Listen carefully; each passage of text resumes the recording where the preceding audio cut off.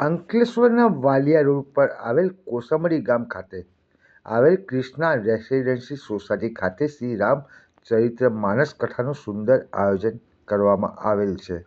શ્રી રામ નામ બ્રહ્મા વિષ્ણુ અને શિવ રૂપ છે. મહામંત્ર છે જેને મહેશ્વર શિવજી જપે છે, જેની મહિમા ગણેશજી જાણે છે. જે આ રામ નામ પ્રતાપથી સૌથી પ્રથમ પૂજાય છે.